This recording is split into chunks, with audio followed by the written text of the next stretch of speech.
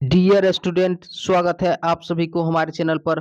तो आज के सेशन में हम बिहार बोर्ड एग्जाम 2027 के लिए क्लास टेंथ भौतिक विज्ञान यानी कि फिजिक्स का लेसन वन जिसका नाम है प्रकाश का परावर्तन, रिफ्लेक्शन ऑफ लाइट।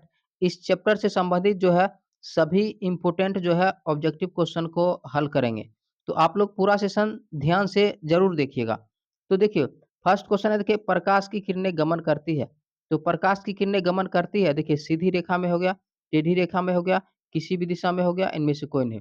तो देखिए प्रकाश की किरण जो है सीधी रेखा में गमन करती है। इसका राइट आंसर हो जाएगा ऑप्शन नंबर ए हो जाएगा, सीधी रेखा में ऑप्शन नंबर जो है ए। नेक्स्ट क्वेश्चन देखिए, प्रकाश का वेग न्यूनतम यानी कि सबसे कम होता है। तो प्रकाश का वेग न्यूनतम यानी कि सबसे कम होता है, देखिए निर्वात में हो गया, जल में हो गया, वायु में हो गया, कांच में हो गया। तो प्रकाश का वेग जो है न्यूनतम यानी कि सबसे कम देखिए कांच में होता है। इसका राइट आंसर क्या हो जाएगा? राइट आंसर हो जाएगा ऑप्शन नंबर डी हो जाएगा, कांच में ऑप्शन नंबर जो है डी। नेक्स्ट क्वेश्चन है देखिए, मोटर गाड़ी के चालक के सामने यानी कि साइड मिरर में लगा रहता है। तो मोटर गाड़ी के चालक के सामने साइड मिरर में कौन-सा दर्पण लगा रहता है? देखिए समतल दर्पण हो गया, उत्तल दर्पण हो गया, अवतल दर्पण हो गया, यहाँ पर देखिए उत्तल लेंस हो गया। तो देखिए मोटर गाड़ी के चालक के सामने साइड मिरर के रूप में उत्तल दर्पण लगा रहता है। इसका राइट आंसर क्या हो जाएगा? ऑप्शन नंबर बी हो जाएगा, उत्तल दर्पण ऑप्शन नंबर जो है बी। नेक्स्ट क्वेश्चन है देखिए मोटर कार के हेडलाइट जो होता है, ठीक है? हेडलाइट में किसका प्रयोग होता है? तो हेडलाइट, तो देखिए यहाँ पर साइड मिरर मतलब क्या? पीछे का दृष्टि देखने के लिए। तो पीछे दृष्टि देखने के लिए जो है उत्तल दर्पण का उपयोग किया जाता है। लेकिन साइड मिरर जो है हेडलाइट यानी कि आगे लाइट के रूप में जो है किस दर्पण का प्रयोग होता है? देखिए समतल हो गया, उत्तल हो गया, अवतल हो गया, उत्तल लेंस हो गया। तो हेडलाइट में अवतल दर्पण का जो है प्रयोग होता है। तो इसका राइट आंसर क्या हो जाएगा? राइट आंसर हो जाएगा ऑप्शन नंबर बी हो जाएगा, अवतल दर्पण ऑप्शन नंबर जो है बी। नेक्स्ट क्वेश्चन देखिए, समतल दर्पण द्वारा बना प्रतिबिंब हमेशा होता है। तो समतल दर्पण द्वारा बना प्रतिबिंब हमेशा होता है, देखिए वास्तविक हो गया, काल्पनिक हो गया, दोनों हो गया, इनमें से कोई नहीं। तो देखिए समतल दर्पण द्वारा बना प्रतिबिंब हमेशा क्या होता है? आभासी यानी कि काल्पनिक होता है। इसका राइट आंसर क्या होगा? राइट आंसर हो जाएगा ऑप्शन नंबर बी हो जाएगा, काल्पनिक आभासी option number B. Next question देखिए, प्रकाश के परावर्तन के कितने नियम हैं? तो प्रकाश के परावर्तन के कितने नियम हैं? देखिए 1 हो गया, 2 हो गया, 3 हो गया, 4 हो गया। तो प्रकाश के परावर्तन के 2 नियम हैं। तो right answer option number B हो जाएगा, 2 ऑप्शन नंबर जो है बी। नेक्स्ट क्वेश्चन देखिए, जब प्रकाश की किरण हवा से काँच में प्रवेश करती है, तो वह मुड़ जाती है। तो जब प्रकाश की किरण हवा से काँच में प्रवेश करती है, तो वह जो है किस ओर जो है मुड़ जाती है? देखिए अभिलंब से दूर, उसके बाद के अभिलंब के निकट, उसके बाद के अभिलंब के समांतर, इनमें से कोई नहीं। तो देखिए, जब प्रकाश की किरण हवा से काँच में प्रवेश करती है, तो वह अभिलंब के निकट मुड़ जाती है। इसका राइट आंसर क्या होगा? राइट आंसर हो जाएगा ऑप्शन नंबर बी हो जाएगा, अभिलंब के निकट ऑप्शन नंबर जो है बी। नेक्स्ट क्वेश्चन है देखिए किसी दर्पण से आप चाहे कितनी भी दूरी पर खड़े हो, आपका प्रतिबिंब सदैव सीधा प्रतीत होता है। संभवतः दर्पण है, तो संभवतः जो है वह दर्पण कौन-सा है? देखिए केवल समतल हो गया, उसके बाद देखिए केवल अवतल हो गया, केवल उत्तल हो गया, देखिए समतल अथवा उत्तल। तो देखिए किसी दर्पण से आप चाहे कितनी भी दूरी पर खड़े हो, आपका प्रतिबिंब सदैव सीधा प्रतीत होता है, तो वह दर्पण समतल अथवा उत्तल दर्पण है, या तो समतल है अथवा उत्तल है। इसका राइट आंसर हो जाएगा ऑप्शन नंबर डी हो जाएगा, या तो समतल अथवा उत्तल ऑप्शन नंबर जो है डी। नेक्स्ट क्वेश्चन है देखिए, दृश्य प्रकाश में किस रंग का तरंग दैर्ध्य अधिकतम होता है? तो किस रंग का जो है तरंग दैर्ध्य अधिकतम होता है? देखिए बैंगनी हो गया, लाल हो गया, नीला हो गया, पीला हो गया। तो लाल रंग का जो है तरंग दैर्ध्य अधिकतम होता है। इसका राइट आंसर हो जाएगा ऑप्शन नंबर ए हो जाएगा, लाल ऑप्शन नंबर जो है ए। नेक्स्ट क्वेश्चन है देखिए किसी अवतल दर्पण की फोकस दूरी एफ और वक्रता त्रिज्या की होती है। तो किसी अवतल दर्पण की फोकस दूरी एफ, उसकी वक्रता त्रिज्या की होती है, देखिए दोगुनी हो गया, आधी हो गया, तिगुनी हो गया, बराबर हो गया। तो देखिए किसी दर्पण की फोकस दूरी एफ, उसकी वक्रता त्रिज्या की आधी होती है। जिसका राइट आंसर हो जाएगा ऑप्शन नंबर बी हो जाएगा, आधी ऑप्शन नंबर जो है बी। नेक्स्ट क्वेश्चन है देखिए काल्पनिक प्रतिबिंब हमेशा होता है। तो काल्पनिक प्रतिबिंब हमेशा कैसा होता है? देखिए सीधा हो गया, उल्टा हो गया, तिरछा हो गया, उसके बाद देखिए औंधा हो गया। तो देखिए काल्पनिक प्रतिबिंब हमेशा सीधा होता है। तो right answer option number A हो जाएगा, सीधा option number A. Next question देखिए, गोलीय दर्पण के फोकसांतर एफ और वक्रता त्रिज्या आर के बीच संबंध है। तो कौन देखिए आर बराबर 2f हो गया, देखिए एफ बराबर आर हो गया। उसके बाद देखिए एफ बराबर 2/r हो गया। उसके बाद देखिए आर बराबर f/2 हो गया। तो देखिए गोलीय दर्पण के फोकसांतर एफ और वक्रता त्रिज्या आर के बीच संबंध क्या होता है? जो है क्या होता है? आर बराबर जो है 2f होता है, आर बराबर 2f। तो इसका राइट आंसर क्या हो जाएगा? ऑप्शन नंबर ए हो जाएगा। आर बराबर 2f ऑप्शन नंबर जो है ऑप्शन नंबर ए।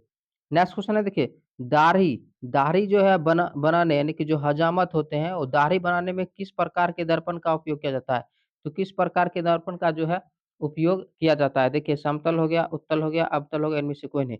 तो देखिए दाढ़ी बनाने में हजामत किस प्रकार के दर्पण का उपयोग किया जाता है? तो अवतल दर्पण का उपयोग किया जाता है। राइट आंसर क्या हो जाएगा? राइट आंसर हो जाएगा ऑप्शन नंबर सी हो जाएगा, अवतल option number C. Next question है देखिए, एक उत्तल दर्पण में बना प्रतिबिंब हमेशा होगा। तो एक उत्तल दर्पण में बना प्रतिबिंब हमेशा जो है कैसा होता है? देखिए वास्तविक और देखिए हास्रित छोटा हो गया। देखिए काल्पनिक और हास्रित छोटा हो गया। देखिए वास्तविक और देखिए आवर्धित बड़ा हो गया, आवर्धित बड़ा हो गया। और देखिए काल्पनिक और आवर्धित बड़ा हो गया। तो देखिए एक उत्तल दर्पण में बना प्रतिबिंब हमेशा काल्पनिक और हास्रित छोटा होता है।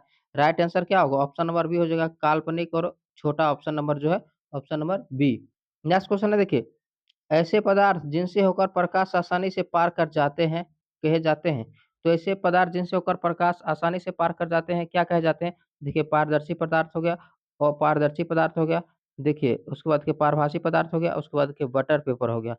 तो देखिए ऐसे पदार्थ जिनसे होकर प्रकाश आसानी से पार कर जाता है कहे जाते हैं देखिए पारदर्शी पदार्थ। राइट आंसर हो जाएगा ऑप्शन नंबर ए हो जाएगा, पारदर्शी पदार्थ ऑप्शन नंबर जो है ए। नेक्स्ट क्वेश्चन है देखिए परावर्तन का कोण होता है। तो परावर्तन का कोण कैसा होता है? देखिए आपतित किरण और दर्पण की सतह के बीच का कोण। उसके बाद देखिए आपतित किरण और अभिलंब के बीच का कोण। उसके बाद देखिए परावर्तित किरण और दर्पण की सतह के बीच का कोण। उसके बाद देखिए परावर्तित किरण और अभिलंब के बीच का कोण। तो देखिए परावर्तन का कोण होता है देखिए परावर्तित किरण और अभिलंब के बीच का कोण। तो इसका राइट आंसर क्या हो जाएगा? राइट आंसर हो जाएगा ऑप्शन नंबर डी हो जाएगा, परावर्तित किरण और अभिलंब के बीच का कोण option number D. Next question है देखिए, निम्नलिखित में से किस दर्पण द्वारा किसी वस्तु का वास्तविक वास्तविक प्रतिबिंब मिल जाता है? तो किस दर्पण द्वारा वस्तु का जो है वास्तविक प्रतिबिंब मिल जाता है? देखिए समतल दर्पण द्वारा हो गया, अवतल दर्पण द्वारा हो गया, उसके बाद देखिए उत्तल दर्पण द्वारा हो गया, इनमें इन तीनों दर्पण द्वारा हो गया। तो देखिए किसी वस्तु का वास्तविक प्रतिबिंब जो है अवतल दर्पण द्वारा जो है मिल सकता है। तो राइट आंसर हो जाएगा ऑप्शन नंबर बी हो जाएगा, ऑप्शन नंबर बी हो जाएगा अवतल दर्पण द्वारा option number B. Next question देखिए, उत्तल दर्पण द्वारा बना प्रतिबिंब होता है। तो उत्तल दर्पण द्वारा बना प्रतिबिंब कैसा होता है? देखिए हमेशा सीधा हो गया, हमेशा उल्टा हो गया। तो देखिए सीधा भी और उल्टा भी, इनमें से कोई नहीं। तो देखिए उत्तल दर्पण द्वारा बना प्रतिबिंब जो है हमेशा सीधा होता है। राइट आंसर हो जाएगा ऑप्शन नंबर ए हो जाएगा, हमेशा सीधा ऑप्शन नंबर जो है ए।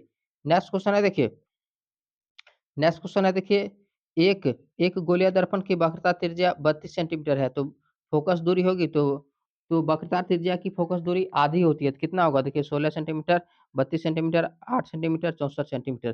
कितना हो जाएगा? 16 सेंटीमीटर हो जाएगा। तो इसका राइट आंसर क्या हो जाएगा? राइट आंसर हो जाएगा ऑप्शन नंबर ए हो जाएगा, 16 सेंटीमीटर ऑप्शन नंबर ए।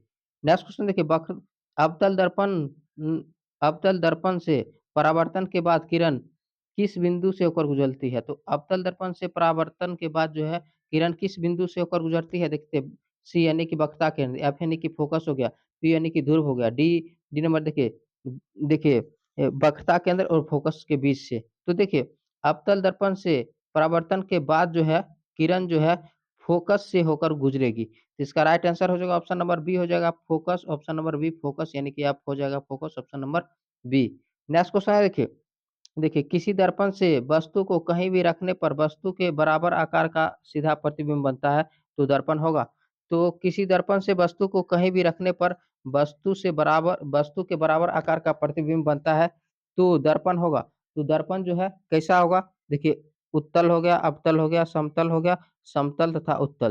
तो दर्पण कैसा होगा? समतल तथा उत्तल। तो इसका राइट आंसर क्या हो जाएगा? राइट आंसर हो जाएगा ऑप्शन नंबर डी। तो याद रखिएगा, किसी दर्पण से वस्तु को कहीं भी रखने पर वस्तु के बराबर आकार का और बराबर आकार का सीधा प्रतिबिंब बनता है तो दर्पण होगा समतल तथा उत्तल, राइट आंसर हो जाएगा ऑप्शन नंबर जो है डी हो जाएगा।